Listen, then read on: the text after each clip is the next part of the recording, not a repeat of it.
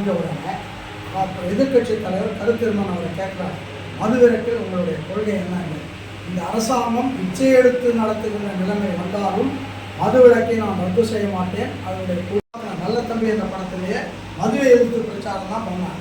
அண்ணாவுக்கு ஆரம்பத்திலேருந்து அவர் மதுவில் எந்த விதமான காம்ப்ரமைஸும் கிடையாது. இந்த கவர்மெண்ட்டுக்கு வருமானம் வர்றது 50,000 கோடி என்று சொன்னால் மறைமுகமாக இருந்தாமல் யாரையும் திருத்த முடியாது. கவர்மெண்ட் தான் இதை கொண்டு வந்து, யார் கொண்டு வந்து 71 அதுக்கு முன்னாடி மதுவிலக்கு இருந்ததை கொண்டு வந்தது யார்?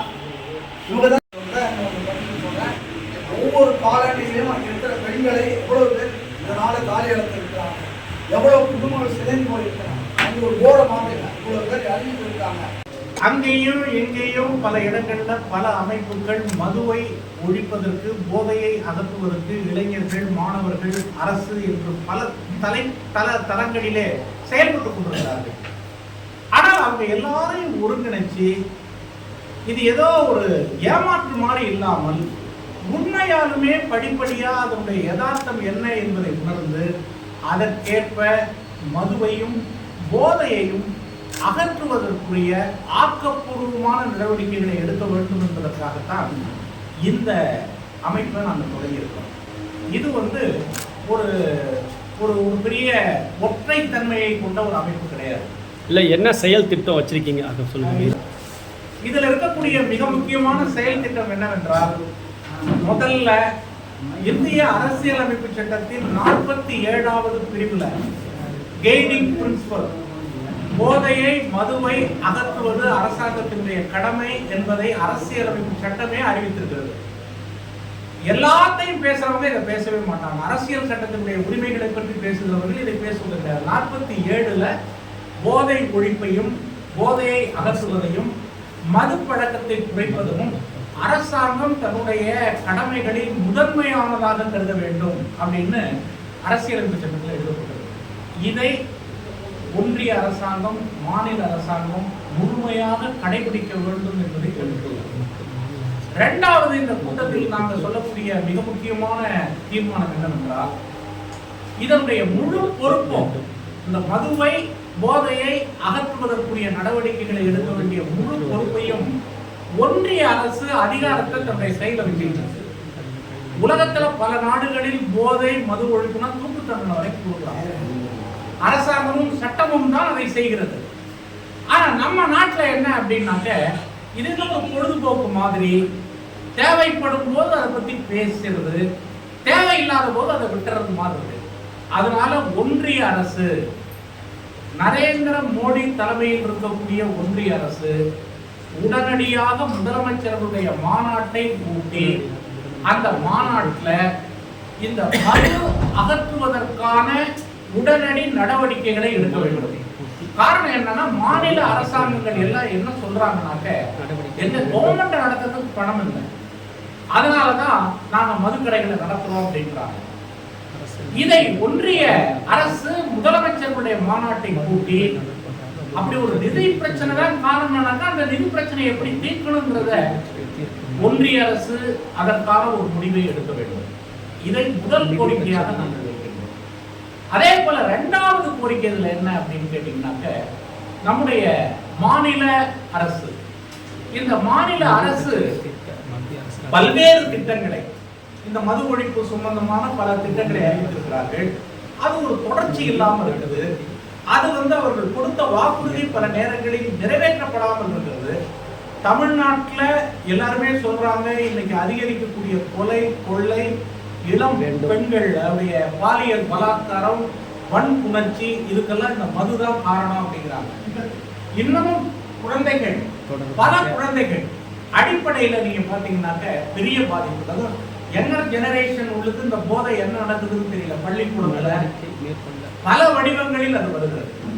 அப்ப அதை அகற்றுவதற்கு ஒருங்கிணைந்த ஒரு திட்டம் வேண்டும். அதுக்கு போலீஸ் துறை மட்டும் போதாது, அதுல ஒரு துறையெல்லாம் போட்டு வச்சிருக்காங்க. மக்களும் போலீஸும் இணைந்து இந்த திட்டங்களை அமல்படுத்த முடியுமானால் எங்களுடைய அமைப்புல எல்லாத்தையும் ஒருங்கிணைச்சு ஒவ்வொரு கிராமத்தையும் அந்த மது அருந்துவதிலிருந்து விடுதலை பெற்ற ஒரு கிராமங்களாக மாற்றுவதற்கான முயற்சிகள் இருக்கு. தமிழ்நாட்டில் எனக்கே இந்த சர்வே எடுத்து பார்க்கும்போது தெரியுது, ஒரு 30-40 கிராமங்கள் மதுவிலிருந்து விடுபட்ட கிராமங்கள் என்று அறிவித்திருக்கிறார்கள். அரசாங்கம் அதுக்கு அவார்டும் கொடுக்கிறது கிடையாது, ஒன்றும் கொடுக்கிறது கிடையாது. வேற எதுக்கு கொடுக்குறாங்க? நம்முடைய மைண்ட்ல ரொம்ப சாராய விற்பனை அதிகம் செய்யறவங்களுக்கு. ஆனால் இது வந்து இதற்கு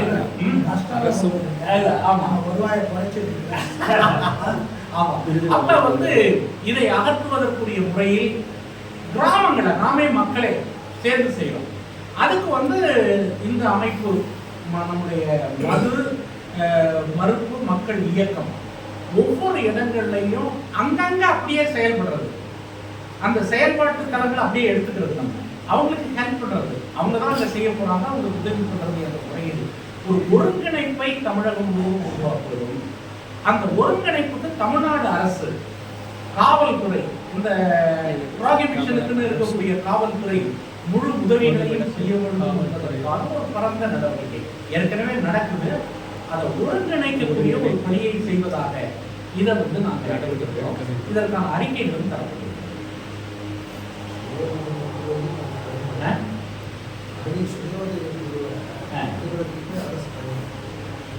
சுய உதவி குழுக்கள் அதே போல இந்த நம்முடைய அமைப்பு அரசு எல்லாம் சேர்ந்து இதை செயல்படுத்துவதற்குரிய முறையில் இதனுடைய பணிகளை அமைக்க வேண்டும். அது தவிர இன்னொரு முக்கியமான விஷயம் என்ன அப்படின்னாக்க, எல்லா இடங்களிலும் போதையாலும் மதுவாலும் நோயுற்றவர்களை பார்க்க முடிகிறது. ரோட்ல விழுந்து கிடக்கிறான், எல்லா இடத்துலயும் இருக்கு. பார்க்கவே மனசுக்கு ரொம்ப சங்கடமா இருக்கு. போதை மீட்பு மருத்துவ முகாம்களை பல இடங்கள்ல அமைக்கணும். இந்த மாதிரி வாலண்டரி அமைப்புகள் அதையெல்லாம் ஒருங்கிணைத்து எடுப்பதற்கு தயாராக இருக்கு. எல்லாத்தையும் ஒருங்கிணைச்சு அரசாங்கம் இந்த முயற்சிகளை எல்லாம் எடுக்க வேண்டும். இதையும் நாங்கள் வந்து ஒரு முக்கிய கோரிக்கையாக போட்டு தமிழ்நாட்டு மக்களுக்கு, மக்கள் தான் அரசு ஒரு பக்கம், அரசு அதிகாரங்கள் ஒரு பக்கம் இருந்தாலும் கூட மக்கள் தான் எல்லா உரிமையும் பெற்றவர்கள். அரசியலமைப்பு சட்டத்தின்படி நம்ம உரிமைகளை ஒன்று திரட்டி இந்த தீய அபாயகரமான என்ன நடக்குதுன்னே சொல்ல முடியல. இந்த அறிக்கையில கொடுத்துருக்கோம், ஒவ்வொரு வீட்டிலும் ஒரு வெடிகுண்டு புதைந்து கிடக்கிறது. அது எப்ப வெடிக்கும், அந்த குடும்பத்தையே அதை அழிக்கும்னு நமக்கு தெரியாது. உங்க அமைப்பு சார்பா தமிழகம் முழுவதும் குழு அமைச்சிருக்கீங்களா ஏற்கனவே, இல்லை அமைக்க போறீங்களா? ஏற்கனவே இருக்கக்கூடிய அமைப்புகள் நூற்றுக்கணக்கான அமைப்புகள் இருக்கு. அதையெல்லாம் ஒருங்கிணைக்க போகின்றோம். அவர்களோடு பேசி அவங்க அமைப்பு அப்படியே வச்சுக்குவாங்க. ஒருங்கிணைந்து ஒரு பொது செயல் திட்டத்துக்குள்ள உங்க குழுவோடு இணைத்து செயல்பட போறீங்க. ஆமா, அவங்க எல்லாம் ஒருங்கிணைந்து அவங்க அப்படியே இருப்பாங்க. ஒருங்கிணைந்து அந்த மாற்றங்களை கொண்டு வரதுக்கு முயற்சி பண்றோம். அவங்க எல்லாம் மதுக்கடையை மூடனா கள்ளச்சாராயம் மதுக்கடையை மூடுறது கள்ளச்சாராய குழுக்களோடு இணைந்து எங்களோட நடவடிக்கை. இந்த பிரச்சாரத்துக்கு உள்ளுக்கு இருக்கிறது யாருனாக்கா மது வியாபாரிகள் இருக்காங்க. மதுக்கடைகளை பூண்டுனா கள்ளச்சாராயம் பூணும். அதனால எந்த சாராயத்தை கொடுத்து நீங்க சந்திக்க அது வந்து கள்ளச்சாராயம்னா கள்ளச்சாராயத்தை கட்டுப்படுத்துறதுக்கு கவர்மெண்ட் எவ்வளவு முயற்சி இருக்குது, ஏன் அதை கட்டுப்படுத்தல? அது கட்டுப்படுத்தணும். அதான் மிக முக்கியமான விஷயங்கள். வேற வந்து நீங்க ஏதாவது சொல்லணும்? இல்ல இப்ப ஏற்கனவே தமிழக அரசு எல்லா விஷயத்துக்கும் கோர்ட்டுக்கு போயிட்டு இருக்கு. இப்ப நீங்க இது சம்பந்தமா கடைகள் அடைக்கிற சாராய கடைகள் அடைக்கிற சம்பந்தம், டாஸ்மாக் கடைக்கு சம்பந்தமா நீதிமன்ற செல்ல இருக்கலாச்சும் நீதிமன்றங்களுக்கும் தேவைப்பட்டால் செல்வோம். அது வந்து முதல்ல வந்து மிக முக்கியமானது நாங்கள் கருதுறது வந்து மக்களிடம் விழிப்புணர்வு. வெறும் நீதிமன்றம் மட்டும் பத்தாது. நீதிமன்றத்துக்கு நீதிபதிகள்லாம் இருக்காங்க. கொள்கை அரசின் கொள்கை நாங்கள் தலையிட மாட்டோம். கொள்கை முடிவு தேவைப்பட்டால் நீதிமன்றம்.